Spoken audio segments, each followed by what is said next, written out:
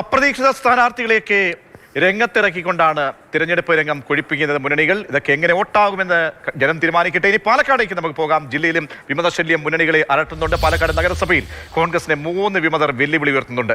പലയിടത്തും PK ശശിയുടെ അനുകൂലികൾ മത്സരരംഗത്ത് ഉണ്ട്. അത് LDFനും തലവേദന സൃഷ്ടിക്കുന്നു. ഗൂഗിൾ VS ചേരുന്നുണ്ട്. ഗൂഗിൾ, പാലക്കാട് നഗരസഭ, ആ നഗരസഭ ഇപ്പോൾ എങ്ങനെയെങ്കിലും ഇക്കുറി പിടിക്കുമെന്ന് ആഹ്വാനം ചെയ്യുന്ന LDFും UDFും വിമത ശബ്ദങ്ങൾ തദ്ദേശ സ്ഥാപനങ്ങളിൽ എവിടെയൊക്കെ മുന്നണികൾക്ക് വെല്ലുവിളിയായിട്ടുണ്ട്. PK ശശി ഫാക്ടർ അത് എത്രത്തോളം LDFനെ അഫക്റ്റ് ചെയ്യുമെന്നാണ് കരുതുന്നത്?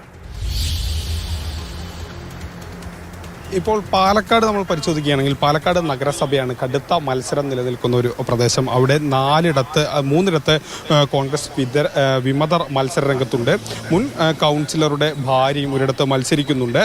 അത്തരത്തിൽ DCC അംഗവും ഈ വിമതനായി തന്നെ മത്സരിക്കുന്നുണ്ട്. ഈ ഒരു സാഹചര്യമാണ് കോൺഗ്രസിൽ നഗരസഭയ്ക്കകത്തുള്ളത്. നഗരസഭയിൽ ശക്തമായ മത്സരമാണ് നടക്കുന്നത്. 53 വാർഡുകളാണ് ആകെയുള്ളത്. ശക്തമായ മത്സരം നടക്കുന്നുണ്ട്. ഇഞ്ചോടിഞ്ച് പോരാട്ടം നടക്കുന്നുണ്ട്. ഇവിടെ ഇത്തവണ തിരിച്ചു പിടിക്കുക 10 വർഷത്തിലപ്പുറം അധികമായി അധികാരത്തിന് പുറത്തിരിക്കുകയാണ് കോൺഗ്രസ്. അവിടെ തിരിച്ചു പിടിക്കുക എന്നുള്ള ശക്തമായ വാശിയോടുകൂടിയുള്ള ഒരു മത്സരമാണ് പാലക്കാട് നഗരസഭയിൽ നടക്കുന്നത്.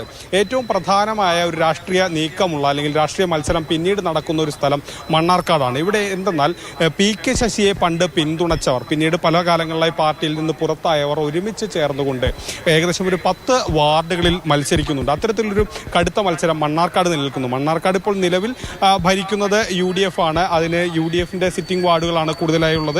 ആ ഒരു തരത്തിൽ UDFന് അനുകൂലമായ മണ്ഡലമാണ്. അവിടെ ഇത്തരത്തിൽ ഈ PK ശശിയെ പിന്തുണച്ചവർ വരുമ്പോൾ ഏത് രീതിയിൽ അത് മാറ്റമുണ്ടാക്കും എന്നുള്ളത് പ്രധാനമായും എടുത്തറിയേണ്ട ഒരു കാര്യമാണ്.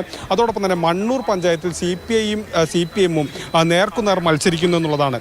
നേരത്തെ ചിറ്റൂരും തത്തമംഗലത്തും ഒക്കെ CPI ഒറ്റയ്ക്ക് ഇത്തരത്തിൽ നാമനിർദ്ദേശം നൽകിയെങ്കിലും അത് അനുനയത്തിലൂടെ അവസാന നിമിഷം പിൻവലിക്കുകയായിരുന്നു. എന്നാൽ അങ്ങനെ സംസ്ഥാനത്തെ വിമത ശബ്ദങ്ങളിൽ വളരെ പ്രധാനപ്പെട്ട ശബ്ദമായി PK ശശി ഫാക്ടർ പാലക്കാട് വരികയാണ്. പാലക്കാട് ഈ പറയുന്ന തദ്ദേശ സ്ഥാപനങ്ങളിലൊക്കെ അത് എത്രത്തോളം സ്വാധീന ഘടകമായി മാറുമെന്ന് വളരെ എടുത്തു പറയേണ്ടതാണ്. കാത്തിരിക്കുന്നത് കാണേണ്ടതാണ്.